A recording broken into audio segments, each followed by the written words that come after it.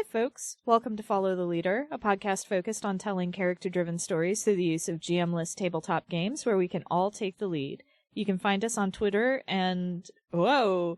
This intro is so old! It's been a while since we've been here! You can find us on Twitter at FTLcast and at FTLcast.com, and we also have a Patreon at patreon.com/FTLcast. As you may have guessed, we're returning to an older game because, hey, love is in the air. So today, we're going to be playing Coffee Shop AU by S. Donnelly. We played this back in Arc 22. I highly recommend listening to it. It's a very cute game. But for those of you who are new to this game, here are the basics. This is a love story. No matter what else this game ends up becoming when you play it, it should be a love story first and foremost, because whoever these characters are in any other lives, here and now they are normal people, and in this kind of story normal people get to fall in love too. I'm August, and you can find me on Twitter at Harpydora, and my pronouns are they, them. Playing with me today we have... It's Sam, and if you did just go back and listen to the old episode, you may notice my voice is a whole lot deeper now. Because we just re-listened to it, and we're both like, wow, we sounded very different back then. You can find me on Twitter at SAKalo, and you can find my portfolio website at samkalo.art. And I use he, him pronouns. Hell yeah.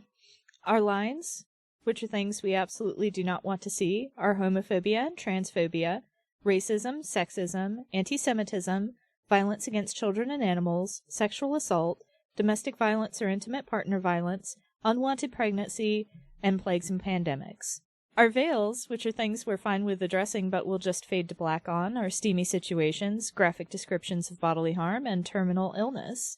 Honestly, this game is very cute and domestic, so I don't think we'll run up against any of them, and since this is a slow burn, we definitely won't run up against steamy situations, so it took 2 whole episodes for Galen to give Arthur his number. Like, this ain't gonna get steamy for another... Yeah, no, Yeah. Nothing's happening here.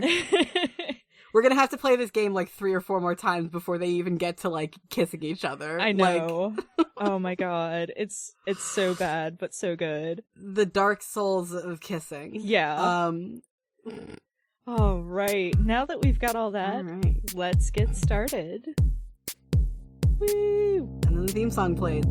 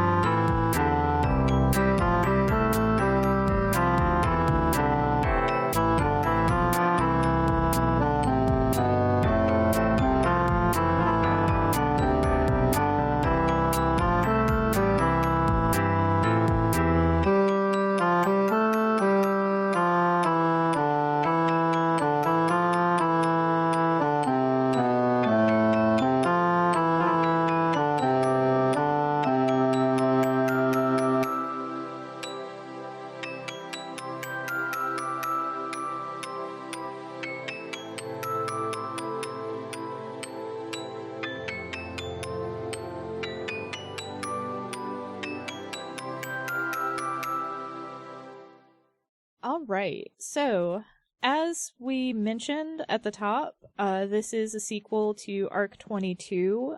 So we'll be reprising those characters and trying desperately. I'm aiming for holding hands. I don't know what about you, but I'm aiming for holding hands, if at all possible, by the end of this Valentine's Day special. If the dice manage to let our characters hold hands, I will appreciate that. I'm aiming for a kiss, but I don't think it's gonna happen based on the dice. Yeah. So this game is honestly very simple, and yet so difficult. It's really great for pacing, because it forces you to slow down, because as you play scenes, you do certain things to collect dice in your dice pool, and when you try to do something that tangibly advances the relationship, such as last time, giving a phone number, you have to roll all your dice, and depending on what the highest die is will determine the outcome of trying to do that. And you can only succeed on a 6. So it's a lot. It's definitely paced for a slow burn coffee shop AU fanfic. So did this get updated? I don't remember it saying that to give the other player a die from the center of the table. I thought it said, like, give the player a die from your pool. I think it's from the center of the table. Yeah, well, now it explicitly says from the center of the table, but I thought I remembered from the last time it was like, give the other player a die, and that's all it said. And so the implication was that you were giving them one of your dice. It may have been updated. I will be hecked if I know, but fair enough. We recorded that like 2 years ago. Yeah, and just re-listened this week of recording. Yes, I finished re-listening like an hour ago. Well, I mean, that just means it's fresher in your mind, so I'm not... Yes, it is. I mean, I only finished re-listening to the second episode. The other episode I finished re-listening a couple days ago. Yeah. But, you know. All right. It is fresh. I don't remember. I think it was your scene last. So... who the fuck cares? Yeah. It's a new game at this point. Like, whatever. Yeah, it's whatever. But, just to rattle through the things that we can do to get dice. Once per scene, you can take a die if a side character teases you about your affection for the other main character, a side character offers you sincere advice about your affection for the other main character, a side character informs you of their knowledge of the other main character's affection for you, something in the world around you reminds you of your affection for the other main character. Once per scene, you can give the other player a die from the dice in the center of the metaphorical table. From the pool. Yeah. From the pool. If you compliment their character, you offer their character food or drink, you confess a secret to their character, or you make casual physical contact with their character. We definitely got a lot of mileage out of make casual physical contact with their character last time. Mm-hmm. All right. I do want to read this good note. Again, we read it at the beginning of the last episode, but I want to read it here as well, just to remind everybody. S. Donnelly did a really good job of noting, let me just read it verbatim. Flirting with someone who's just trying to make it through the day at a minimum wage job is pretty not okay in real life. That's why I think it's core to the genre that we see things from the barista's point of view, that we're aware of their crush and allow them to make the first move. I can't control to what degree this will be the case in your game, and indeed the dice might complicate things, but I encourage you to think about this as you move through your early scenes. If you're worried about something coming across as creepy, or if you feel uncomfortable with anything at all, don't be afraid to pause, talk it out, and rewind to retcon as necessary. This is intended to be a cute, cozy game. If something is making you uncomfortable, it doesn't have a place here. And it was indeed our barista who successfully gave a phone number last time, so... Finally, in the last 10 minutes of gameplay. Yeah. After trying the entire game up until that point to do so. This is a really slow game. Like, it's nice. I appreciate it, but also it's a really slow game. Yeah. And with that said, let's go ahead and reintroduce our characters. Sam. Of course. So I am playing Galen, guarded by the grace and glory of our illustrious Shining Lord. I've played him before on the podcast a number of times, actually, but I believe the first time I played him was in the Coffee Shop AU game. Obviously, I've played him a number of times since then in a number of roles, but in this setting, he is the son and heir of an extremely, rich businessman, basically, and he's the heir to this, large fortune. He's a rich bastard, but he's trying to prove to his parents that he can fend for himself. And so he's, living in a shitty apartment and, trying to survive off of his, barista salary, not salary. He's probably not a salaried worker. He's probably an hourly worker, but he's working full time at this little coffee shop trying to make enough money to pay rent. And that's all he's up to. But he's, it's entirely self-imposed. His parents have, no idea why he's trying to do this. And me, now more socially conscious and class conscious, I'm looking at him going, you fucking moron. Use your parents' wealth to make the world a better place. Don't just fucking throw your hands up and go, I will be poor to show everybody that I can be poor. Idiot. Anyways. There's room for character growth, and that's okay. That's true. And I will be playing Arthur gently and without complaint. He works at a museum doing conservation work. Specifically, he tends to work with old maps and manuscripts. I believe last time we mentioned that he'd been working on an exhibit about old illuminated manuscripts that actually kind of dovetailed with Galen's really niche history degree. He's got an art history degree. So. Well, yeah, I think I said he had specifically an art history degree with a focus on medieval manuscripts and medieval maps and stuff. Yeah. A particular time period, which I think I said was the 16th century, yep. But I probably really meant to say the 14th to the 15th centuries. Well, I mean, we can just retcon it. Yeah. And that just happens to be... I personally am not as familiar with some of the art history stuff as I could be, but, I can always very quickly Google stuff if I need to. Or, please don't hate me, I wasn't paying very good attention when I was in art history as an actual art student. Well, to be fair, we're also in, an urban fantasy universe, so, oh, true. That's true, yeah. There's, magic all over the fucking place. Yep. We're in Fantasy Chicago. Yeah. Which brings us to the next important thing, which is our coffee shop. It's a coffee shop called the Raven's Roast, and its logo is a raven's nest with a raven in it, but instead of eggs, it's coffee beans. Which is very cute, and I still need to draw it. 2 years down the line, never finished the illustration that I meant to do of a particular scene from the last episode. I might start it over again and try again, because it was cute. Yeah. Maybe I'll do a little VizDev project with this, because it's a small enough thing that I can create a setting and, all this other stuff. It would be very cute. Yeah. So I think that's all the setup that we need here.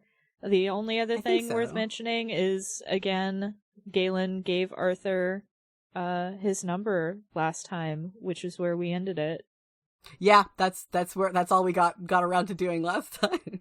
It's nice though. Yeah. It's sweet.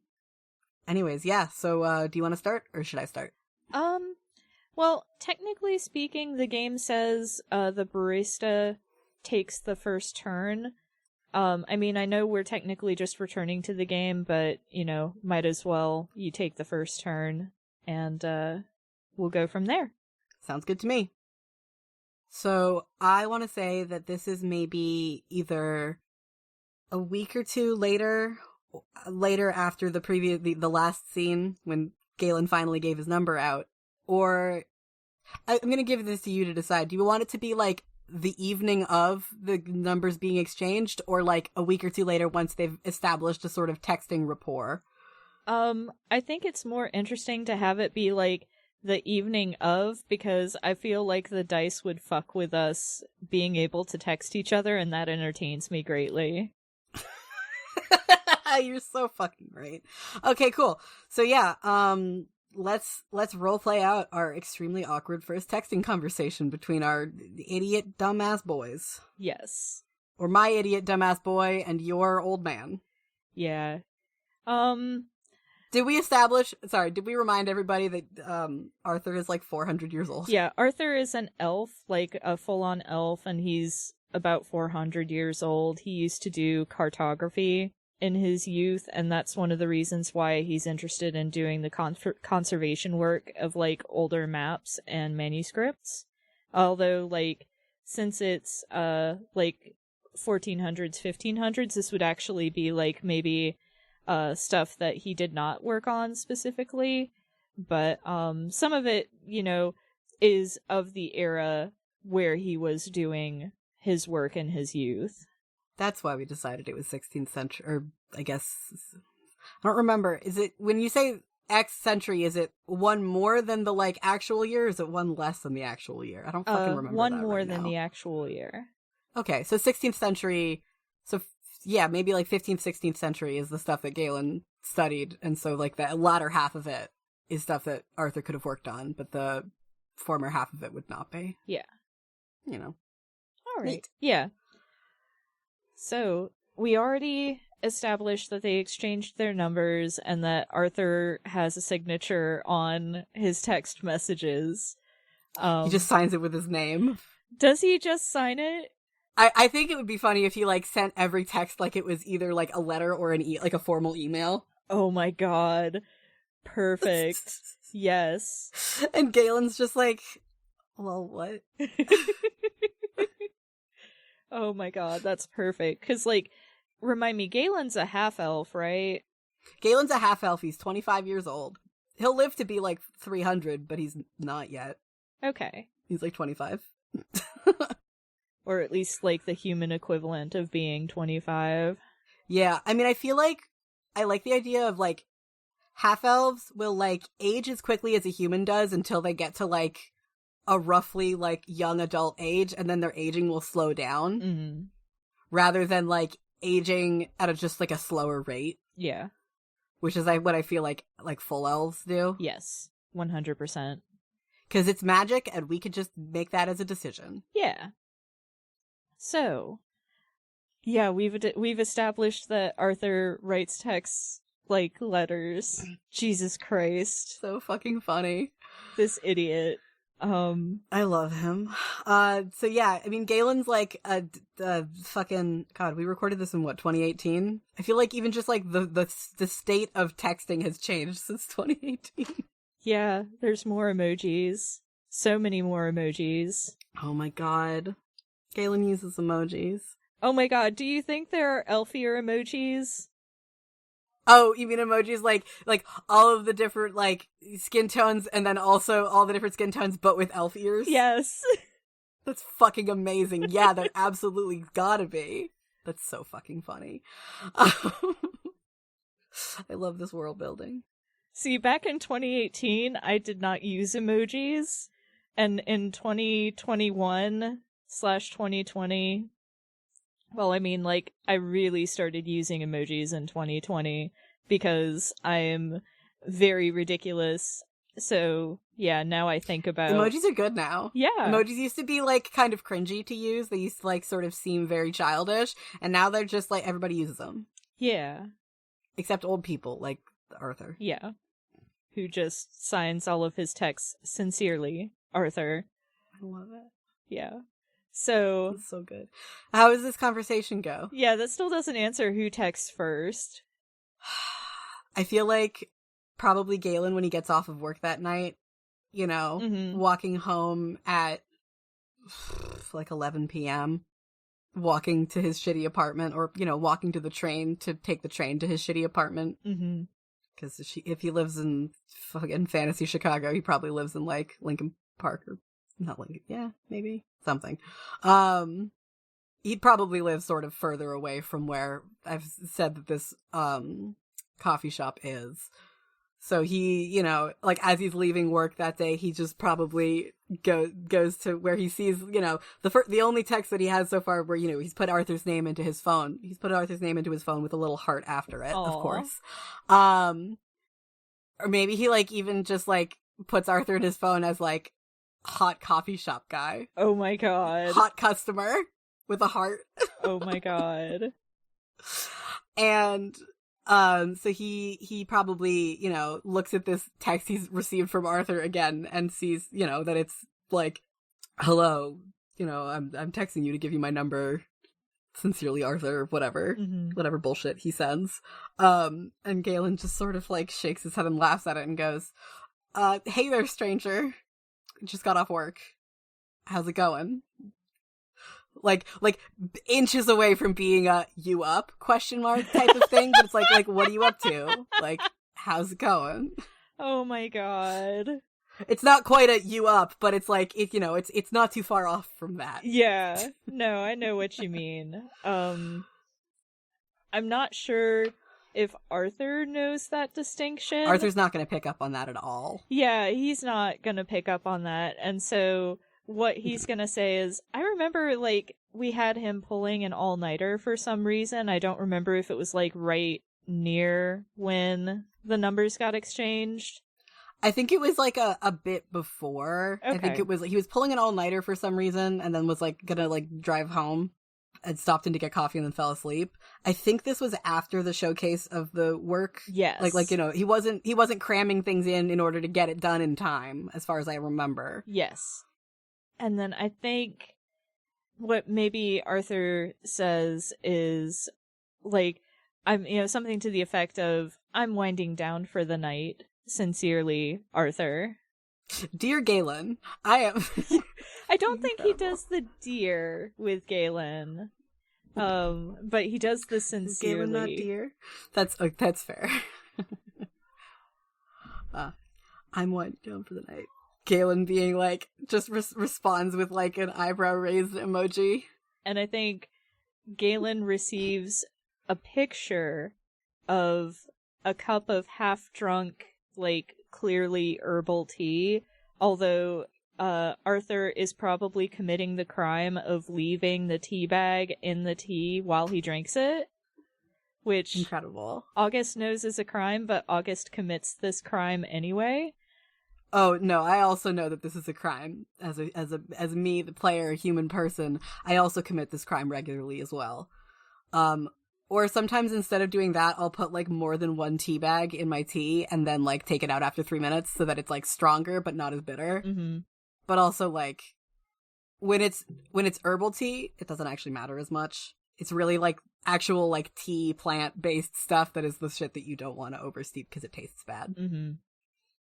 But yeah, just and like it's probably a very classy patterned porcelain kind of thing. That's adorable. Is it like cafeteria like tea though? Like, is it like a tea bag that you'd buy at a cafeteria and put in like a styrofoam cup, but he's just got his own cup in his office? Oh my god, yes. Or does he like stock fancy tea in his office to drink? No, it's very clearly Bigelow because that's what's in the fucking incredible. That's what's in the cafeteria at work. Yeah, you know what? That's the one that's in that's actually the one I think is in the cafeteria at the Art Institute. So nice. Yeah. Or it's that, I don't remember what brand it is, but it's like really, really like cheesy graphic design. Oh, that's probably Celestial Seasonings. I believe you are correct, yes. Oh my god, so it's gotta be Celestial Seasonings, but yeah, that's fucking amazing.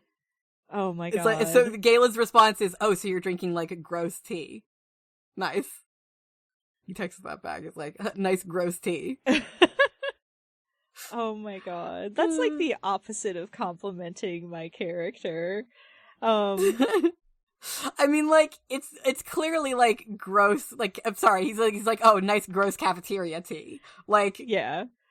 Acknowledging that, like, oh, so this is like, oh, it's a late night for you again. Maybe he probably also like follows that up with like, Galen's absolutely like a triple and quadruple texter. Mm-hmm. Like, he doesn't like, Arthur strikes me as the kind of person who would send like one text that is like proofread and reads like an email, and Galen just goes like, oh, nice like gross cafeteria tea.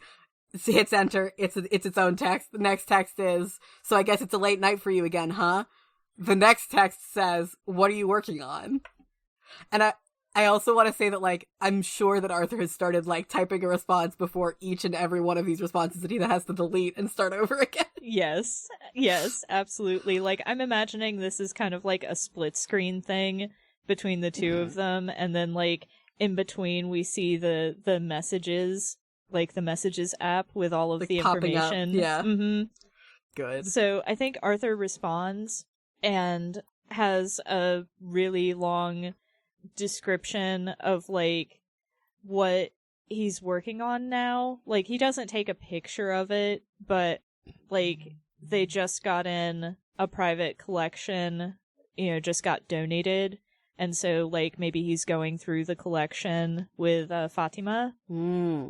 And at the end, he's just like, but now I am allowed to leave for the evening. So, no more midnight oil for me. That's why it's chamomile. Sincerely, Arthur. Galen's just, like, laughing at this, like, like, yeah, this is cute. I love this. Just, like, laughing at this cute moment. There's no side characters in this, so it's really like the, like, something in the world around me reminds me of our affection for the other main character, if for taking a die from the center of the table.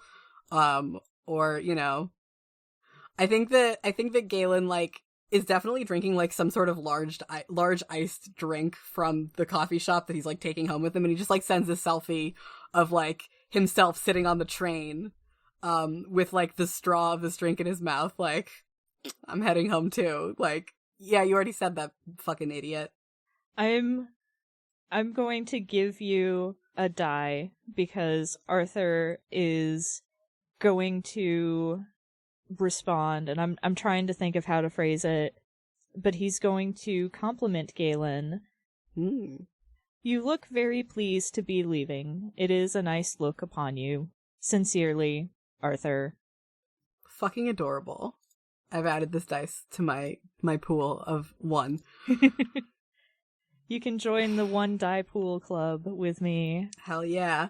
I mean, like, Galen's absolutely just gonna make, like, a stupid fool of himself in public on this train where he's, like, just gonna, like, kick his feet and, like, put his phone on his forehead like this fucking dumbass. Like, he's happy. The little happy stimming. But also, like, you look like a dumbass on this fucking train. It's fine. God, I'm like so used to, like, spoilers, we're recording this in the middle of a pandemic, or, hopefully near the end of a pandemic, but we don't know because this is, we're recording this in January. In January of 2021, which means that we've had a pandemic for the last year, which means that, like, thinking about things like public transit and, existing in a public space and being a public, being somebody who works in, a coffee shop, everything's different now. Yeah. So trying to, like, think about, like, what's usual, how do people, like, used to go around their lives before COVID times, is kind of weird for me. Is this, like, kind of weird for you? It is kind of weird because it's like, oh, there's a coffee shop where you have to take your mask off to drink things unless you get a bendy straw. Incredible. I've done that before. I've definitely had a bendy straw that I've, like, snaked up through my mask so I could drink something while in public. That's amazing. I haven't really left my house since the pandemic started, so, like, thinking about, like, the realities of living a life where you're just, like, living again is, like, weirding me out. But it's fun. We're having fun here. We are. So yeah, Galen's gonna make a fool of himself on the train, like, kick his feet and be really excited. And then he's gonna respond, yeah, lol.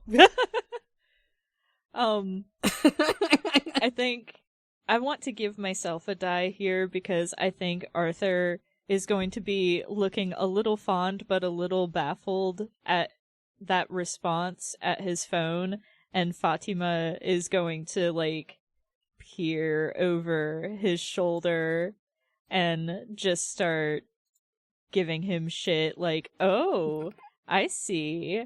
This is what's so important. Is this the cute barista across the street. To be fair, there's still a picture of Galen probably on screen. Yeah, exactly. So I'm going to take a die for that, because there's no way that she would be there and not give him shit over it. Of course. And does that end the scene because he stops responding because he's too busy, like, receiving this shit from Fatima? Yeah. Well, actually, no. I think maybe he squeaks in a quick safe travels.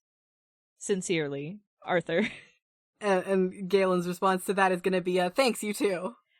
I genuinely think so. Some phones have the ability to just set a signature for your text messages. Oh my god.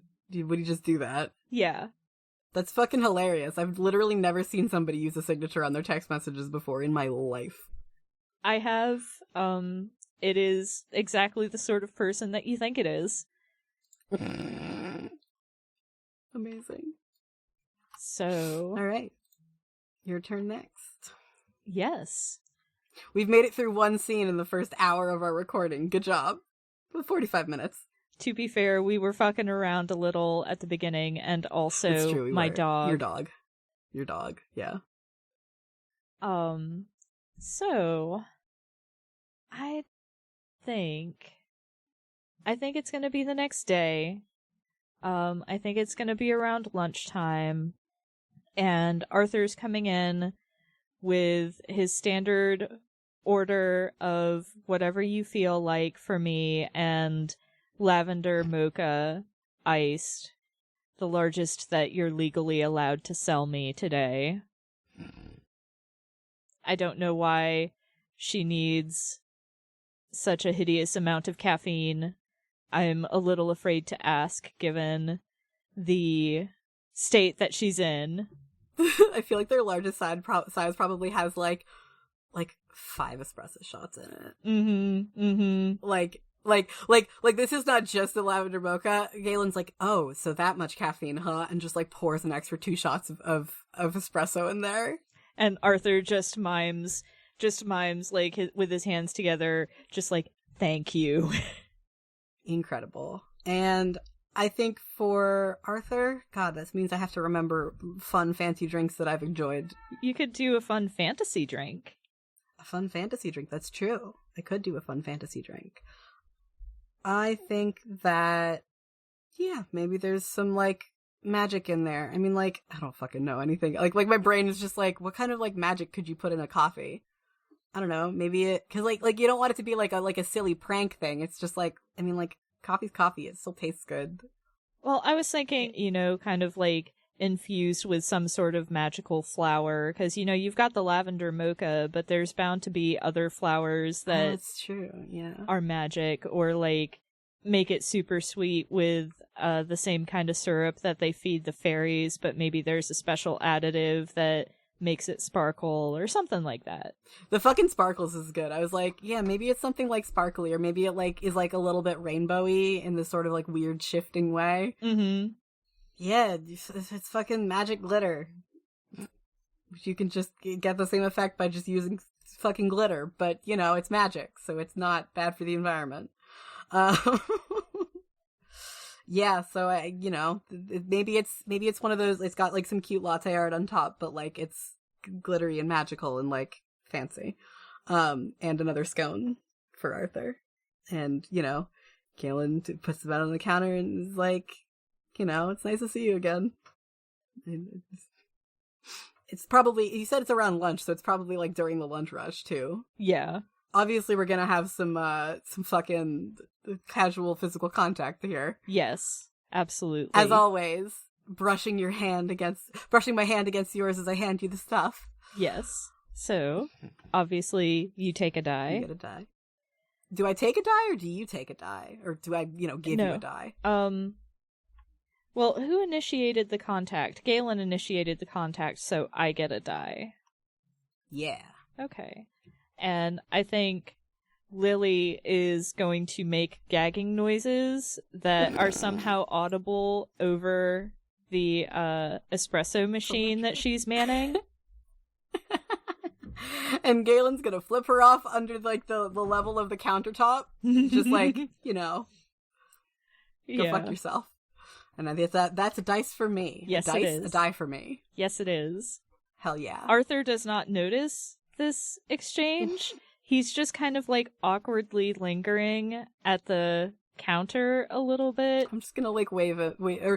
He's lingering at the counter. I thought you meant he was lingering at like the like at the door or something, or like like awkwardly lingering near an empty table. Like, do I sit down? Do I not sit down? No, like you took the cash, and Arthur just like is awkwardly lingering there, and I'm going to roll 3 dice.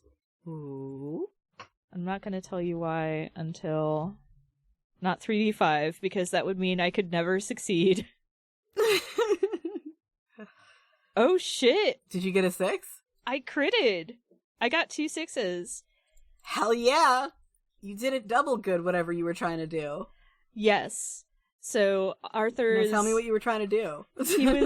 He's awkwardly lingering, and then he says, I happen to be in a situation where I've come into possession of more food than I can possibly consume on its own before it goes bad. I know the state of your pantry as of not too long ago. Yes, I remember. We did run into each other at the grocery store. Galen looks a little nervous, like, oh God, are the people in line like gonna get mad at this? But he's like raising his eyebrows and like is very excited to like tapping one of his feet. And Arthur's just like, if you happen to be off around 7 o'clock, I will be ending my shift, and we can perhaps take care of these leftovers in each other's company. Oh, are you inviting me to dinner? So, like, the wording is really vague, but what Arthur is inviting Galen to is to, like, eat, like, in the little courtyard, like, because I always imagined there was a little courtyard kind of near the museum. Yep. That's a thing that exists at the real life museum that we're sort of half-assedly basing this off of. So just kind of like having leftovers out there when they're both on, Arthur's going to be heading home, but Galen is just like, I'd love to have dinner with you. This sounds extremely good. And he looks over at Lily and is like, you'll cover me, right? Lily makes this big sigh and is just like, you owe me. I owe you my life. I will have your firstborn. Thank you. You're welcome to it. He like looks at her like, are you fucking kidding me? Like, have you met me before? I'm not having any fucking kids. That's what you like think. This look is like I am the gayest person you'll ever meet. And I don't remember if I decided if Galen was cis or not. But regardless. I mean, just because you're gay doesn't mean that you can't have a child that you're then seemingly human but potentially fairy, like, co-worker can't steal away for nefarious purposes. I thought we decided she was like, I don't remember what she was like half orc. Yeah. I think she was half orc. That's right. Either way, Yes. Yeah. He's like, you're welcome to it. Oh, I don't want kids. Take it. Anyways, he turns back to Arthur and goes, I would love to have dinner with you. But I do need to, he like points at the people in line behind him, like, we'll talk later, text me. Yeah, Arthur like kind of like flushes a little bit because he'd completely forgotten about like the lunch rush and his resolve to like offer food to, oh shit, I offered you food or drink, so you take a die. Hell yeah. You sure did. But in his rush to offer to share food, his ears droop a little, and he kind of like shuffles off to the side to wait for his order. And I think Unless there's something else you want to do with Lily, I think that's scene. I think that's scene, yeah. Cool. So, oh shit, we forgot to do reflections, because at the end of every scene you have to do reflections to kind of like explore like how your feelings for the other character may have changed. That's true. I mean, we don't have to do we don't have to like go back for retroactively do reflections for the last one, but let's remember to keep doing them in the future, which means that I have 3 reflections to do now because I still have lots of dice and you don't. Yep. And you just used up your dice. We do 1 reflection for the listeners. We do 1 reflection per die that we have. Yes. So, reflections. Galen is extremely excited that he's gonna get to eat dinner with this person, and like, you know, he is very infatuated with this man, but he doesn't really know the guy that well. They've had like 1 really good night of like conversation, and that was at like a work event for Arthur anyways. And so Galen is like very excited to see Arthur outside of work. So that's 1 reflection. Fuck, I have 2 more. He thinks it was really cute how like awkward Arthur was about like asking him to eat dinner with him, but also forgetting that he was asking him in the middle of the lunch rush. It was very endearing. A little annoying, but very endearing. And yeah. Also is curious about like, he's like, I don't, what the fuck is going, what is this food? He's definitely like questioning like, did Arthur intentionally buy too much food in order to ask Galen to eat dinner with him? Or did he actually like inherit like, you know, half a tray of catering leftovers from some event at the museum and then is like, oh god, what do I do with this shit? I know. It's a good excuse to ask out that cute dude. Either way, it's endearing. I don't think Arthur is going to admit it, but it was definitely the second one, because he doesn't want to admit that he's not, like, after a certain amount of time, you probably learn how to cook on a basic level, but that doesn't mean that he's a good enough cook to want to cook for somebody that is very cute and also interested in him. Oh my god, that's adorable. That's very cute. And it also explains why Galen isn't, like, going back to his house to eat dinner with him. Yeah, exactly. But, like, Arthur was wanting to also keep it kind of chill. So, you know, so that way it's like, you know, if Galen wanted to bail, it wouldn't be like Galen's at his house kind of thing. That's fair. Yeah. All right, cool. So, yeah. Whose turn was that? Was that your turn? That was my scene, yeah. All right, so it's my scene, which I guess we're doing that night. Yeah. Eating dinner together. Very exciting. Hell yeah. I haven't really been doing a voice for Galen at all this game.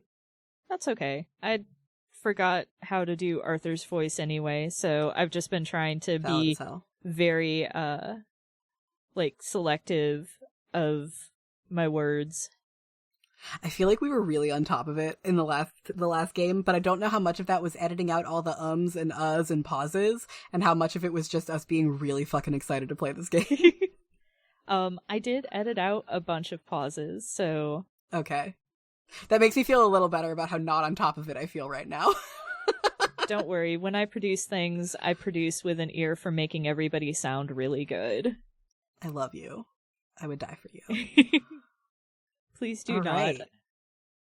I would, and I will. No! Anyways.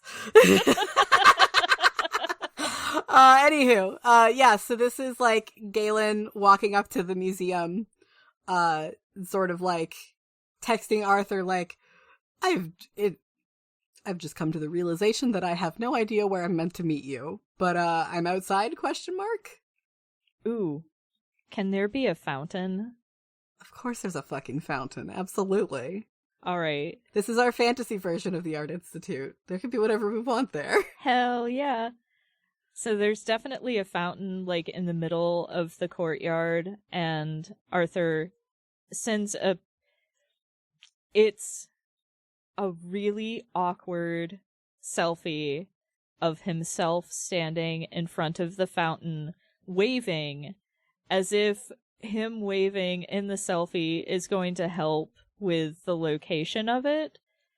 Arthur's just really bad at technology, y'all. Like, he's so bad at it. He prefers analog stuff. I'm sitting here with my hands just, like, folded in front of my face, like, yeah, okay. But I think this does help Galen, find where this is, and my fool boy is gonna see that this, like, this courtyard is surrounded by, like, maybe, like, a waist-high, like, stone wall, and he's just gonna fucking vault over that shit. Oh my gosh. Not, like, expertly or anything, but, like, not too shabby. Like, he's a lot more fit than I am as a person. But he's just gonna sort of go, hup, and vault right the fuck over it, and then he's gonna trot up to Arthur and be like, hello. Oh, hello. I wasn't expecting you to come from that direction. I mean, that's the direction of the sidewalk. I think Arthur was just, like, looking, like, off into the distance and not really... He is looking respectfully. Sorry, what? I just think that he wasn't, like, necessarily paying too close attention because he's kind of lost in thought, like, holding the food and a couple of paper plates that he scammed from the cafeteria and some plastic cutlery. Cute. This is cute. Yeah. Are there little tables out in the courtyard, or are we, like, sitting on the side of the fountain? I think there are little tables around the fountain. It's just the fountain is a very convenient landmark. Yes. They tend to be. They're usually pretty big and noticeable. Yeah. But yeah, Galen probably just, like, plops himself down in the chair and is like, you know, like, thank you so much for inviting me to eat with you. You know, it's nice to see you again. And then he gets all shy and, like, realizes he's being too enthusiastic, and he's like, oh, I gotta put myself down. Aww. Yeah. Arthur just kind of starts serving up. I'm gonna guess this is like some pretty nice catered lasagna. I don't know why I'm thinking that. Fuck yeah. Well, because it goes in, like, one of those big things. It's also like, if there's nice catered food, it's always stuff like that fits in a big, like, square tin. Mm-hmm. Lasagna is one of those things that's like, you can make that shit real fancy and it's still catered food. Yeah, exactly. So, he starts, like, cutting it up into portions and putting it onto the plates, and is just like, it's always a pleasure. Thank you for helping me deal with this. Just completely being a little awkward because he doesn't quite know how to interact with Galen outside of work. It's cute. Galen's like kicking his feet a little bit. Oh, I noticed in the last episode that we recorded that I gave a lot of descriptions of him that make him sound, you know, a little neurodivergent, but I didn't, like, really lean into that at all, and I'm just now just like, fuck it, I'm leaning into that more, because he can do that. Yeah. Especially when he's, like, comfortable enough to do that kind of thing around somebody he likes. Also, you get another die because I gave you food. Fuck yeah! That's 4. That's so many. Anyways, Galen is like, you know, yeah, of course, I fucking love, I pardon my language. Yeah, I love it when I don't have to cook something. It's my favorite thing in the world. And also, you know, the company's not bad either. And he, like, gives a cute little smile. Is that you complimenting me? I don't know, is it? Yeah, it is.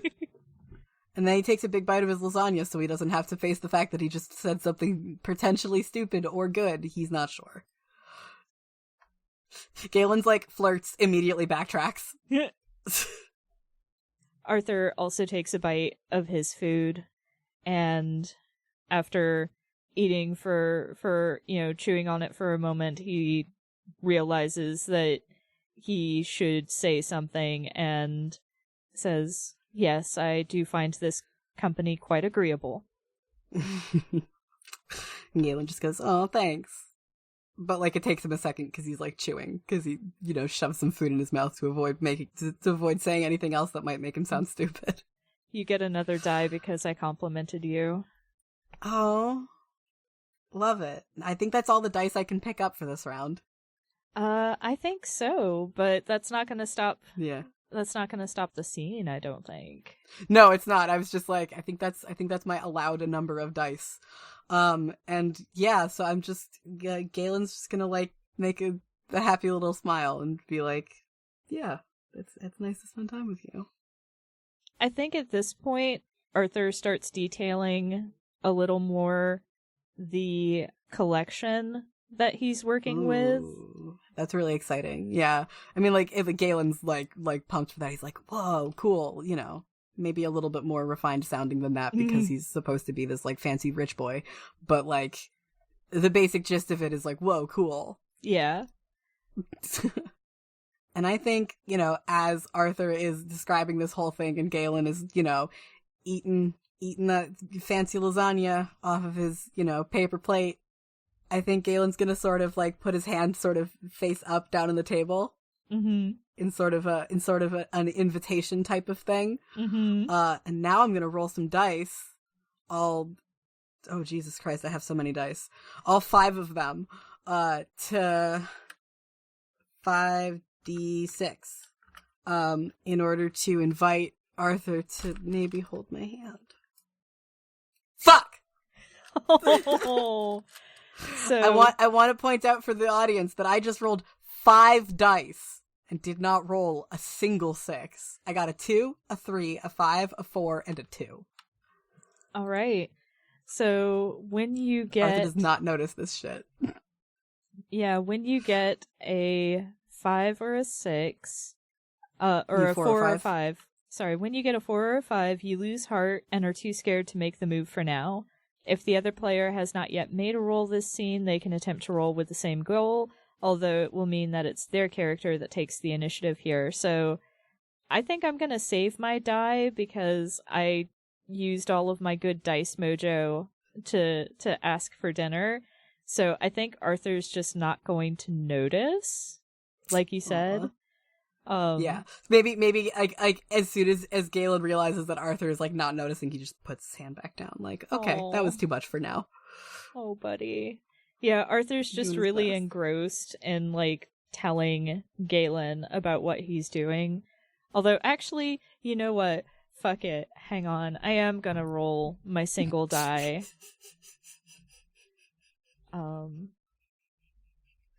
I need to know what I roll before I can say exactly what happens. Oh shit! I got a 6. You got a 6. Fuck. So what Arthur's gonna do is he's actually going to, after dinner, after he's finished eating, he's actually going to get kind of a little bit of a mischievous grin on his face, and he's going to be like, would you like to see it? And Galen's just gonna clap his hands like, could you get me into the lab? Am I allowed? Well, I am the most senior title that August does not know, and... Conservator. I'm the most senior conservator. I believe I can pull a few strings to get you into the lab, although obviously you would need to follow the protocol most strictly. Of course, absolutely. Far be it from me to... I would never... He's like... a little flustered. I would never do anything to harm the art. And I was gonna be like, Galen like holds a hand out and goes, lead the way. I think that my 6 allows me to take the hand to lead Galen. I think so, like, in order to making it like your initiative, I think it's like Galen being like, like gesturing forwards and then Arthur just like taking his hand. Yes. Perfect. Oh. They held hands. They did. We did it. It's only an hour and 10 minutes into the recording and they held hands. I can't believe I rolled 5 dice and didn't get a single 6. It was just meant to be that I would invite you to see the forbidden lab. The forbidden art. The forbidden art. Dark Art Institute, show me the forbidden art. It's all illuminated medieval drawings of titties. I was gonna also say, like, you know what would be really cool? They're like old spell books. Ooh. Yeah. So like it's a bunch of like really old spell books from like an ancient magical family who's been like keeping them in their private library for a long time, but like the final, like, you know, their grandfather just finally fucking kicked it, and so there's just this like huge collection, and like, you know, none of the kids really want anything to do with it, some of the stuff, and they're like, some of the shit's like real cursed. Mm-hmm. Ooh, what if one of the things that you can do at a museum is curse breaking? Yeah. Maybe some of Arthur's coworkers. I don't think Arthur's a curse breaker. He seems a little bit too interested in the more like physical like aspects of conservation, but like curse breaking as a conservator is just like something that they do. Also, it's funny thinking back to like how much more like socially conscious I am now, is thinking about like what museums actually represent, like now as a like an older person with like more sort of consciousness of like how much of a museum's collection is, you know, stolen and not being repatriated. All that stuff is like, it's not weird for me to be thinking about that stuff, but it's weird to be coming back to the setting where I wasn't thinking about it at all, and now like having that in my mind as well. Yeah, I think and I guess wanting to acknowledge for I think we mentioned that somebody found the stuff in the previous exhibit and donated it, so I think if not, we're retconning that this museum thrives off of donations and things being lent from places where things actually belong. Yeah. Let's retcon that, because like I want to be, you know, it's a learning school. I mean, like, I kind of like the idea that like Galen went to the school associated with, like, not to be like Galen went to Fantasy SAIC as an art history major, but like, oh, maybe he did. Fuck it. Our world now. Yeah. But like the idea of like Galen being familiar with like some of the behind the scenes stuff in this place, but not like the other behind the scenes stuff in this place. Like he's familiar with like the student side of behind the scenes stuff, but then there's a whole like other, like several buildings that he's never been allowed inside of.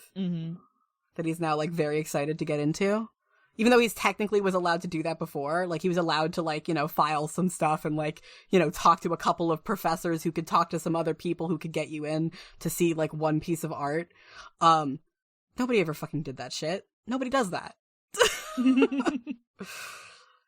So yeah, so like it's a collection of old spell books from somebody's old dead grandfather who's like, I don't want anything to do with any of this cursed bullshit. So here you go, museum, have at it. Yeah, I don't know that I want to do a full scene out of it, but I think that they have a really good time, and I think that just to carry that 6 forward, like, Arthur spends a fair amount of time, like, not necessarily dragging Galen, but, like, gently leading him from station to station and talking about, like, the different conservator types that go into preserving grimoires like this, because you've got your curse breakers, you've probably got, like, people who handle mystical inks, and you've probably got people who do, like, mundane restoration work and preservation work and that kind of thing. I'm just thinking about, like, the idea of Arthur getting very angry about, like, a particular kind of enchanted ink not being light fast, which means that, like, it fades very quickly under, like, any sort of, like, UV light. And so, like, you know, like, sure, you know, it holds magic really well, but it, you know, if you can't read it, what's the point? You know, if it was only used in like a very particular time period, you know, like all this like very like niche minutia of his job, but being very passionate about it, and Galen being like, fucking sure. I have no idea what's going on, but I'm here for it. Yeah, the junior conservators all roll their eyes because they have heard this rant so many times before. I like the idea that Galen is just like, you know, like he's just like hanging off of Arthur's arm. Arthur's, you know, got his arm out for Galen to rest his hand on, like a old-timey gentleman leading a lady around. Oh my god, yes, absolutely. Galen's just like, wow. And he's not like pretending to be stupid or anything. He's just like, Cool. Yeah. All right. Fucking yeah, sure. Yeah, it was a genuine And they wow. have a good time. Yeah, they have a good time. Yeah. This is cute. Is this where we want to leave these fools? I don't know that I want to call it at that because, like, I believe in us, but also neither of us have any dice. Neither of us have any dice, so we don't get to reflect on fucking anything. Whose turn was that? That was my turn, so it's your turn now. I do think that this is where I want to leave it, because I think I've got enough for a nice little episode, and that was a cute... It's a good resolution. Yeah. It's cute. We can always go back to it next year. Yeah. Maybe we won't be in a fucking worldwide pandemic next year.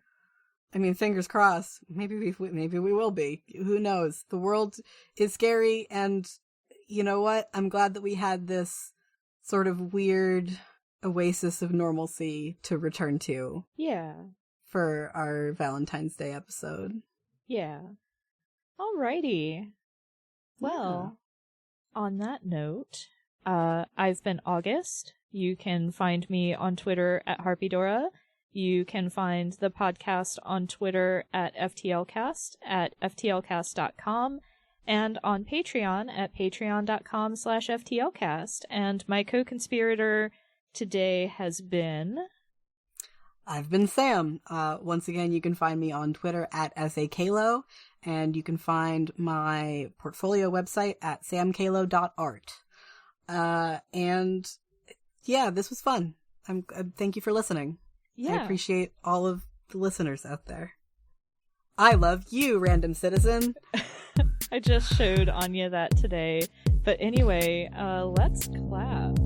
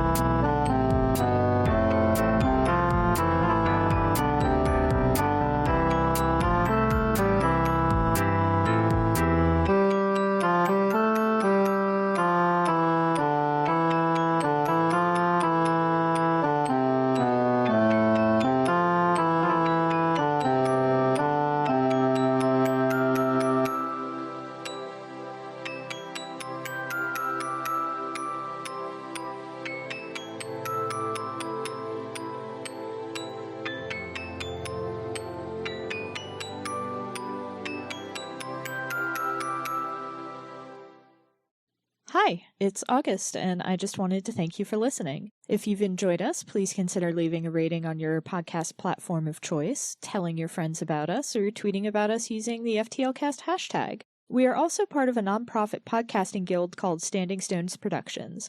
We do a variety of shows, including The Room Where It Happened and Dumb Kids Playing Hero, 2 actual play shows, and a Steven Universe discussion podcast called Gay Space Rocks. We also do live streams at twitch.tv/StandingStonesProd. You can keep up with everything that we do on Twitter at Stones_Standing. Unfortunately, Standing Stones was already taken. Your support means a lot. Thanks again!